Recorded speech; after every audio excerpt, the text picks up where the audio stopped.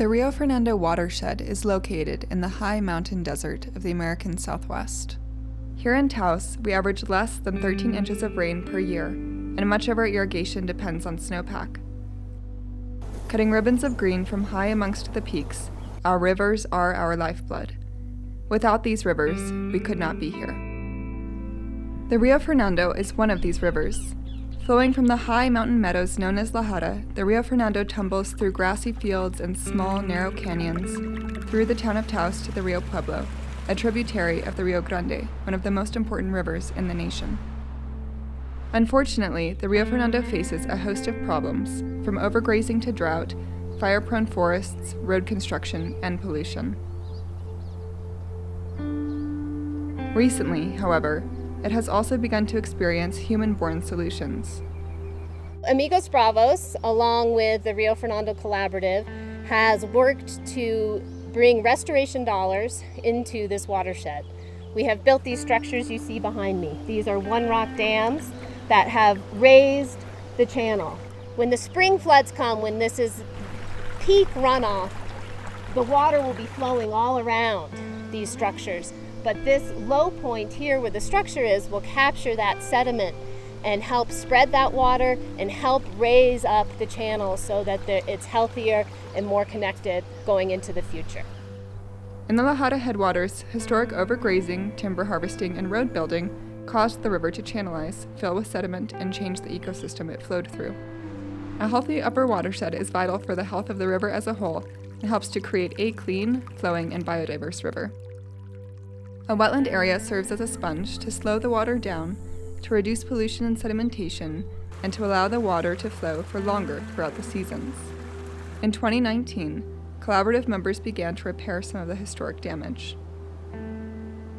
Downstream of La Jara, where the Rio Fernando enters a broad sloping pasture land, the impacts of overgrazing from wildlife and livestock resulted in severe erosion that dropped the water table and reduced what was once a vibrant wetland ecosystem into a dry grassland. Throughout 2019, collaborative members worked with the Forest Service and the local rancher to install a mile-long permanent metal fence to keep the cows out of the river bottom. The result will be a regrowth of riparian vegetation and improvement in habitat for river-dependent birds and other wildlife.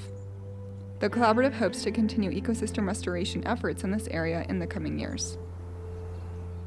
Hi, my name is Gabriel Romero, and I'm a forester on the Carson National Forest. And so basically in the upper watersheds is really where it all starts. More spacing in our trees allows for more water to penetrate into the ground surface. And of course, having a healthy understory with grasses and forbs helps retain a lot of that moisture that does hit the surface floor. The effort is to attempt to do management where it's possible, whether it's just solely with prescribed fire or using a combination of thinning and prescribed fire treatments to restore the area back to a more historical condition, while also building resilience and improving and maintaining that resilience across the landscape. I know that water is, of course, is life, and that really drives a lot of what we do here in our watersheds and in the Forest Service and across the bigger picture, not only for ecological function, but also for us humans in general. So maintaining and protecting these watersheds is critical. The quantity and quality of water that's being produced from them and available to downstream users.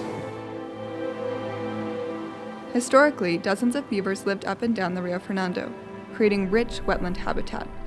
Healthy wetlands are a great habitat for all sorts of wildlife.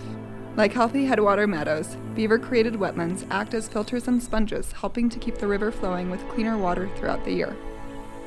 Beavers were essentially killed off back in the 19th century, forever altering the health of the watershed. Mistrust of beavers continues to this day. The Rio Fernando Collaborative is working to educate landowners in the watershed about the benefits of beavers to both the ecosystem and to people. Some landowners are ahead of the game.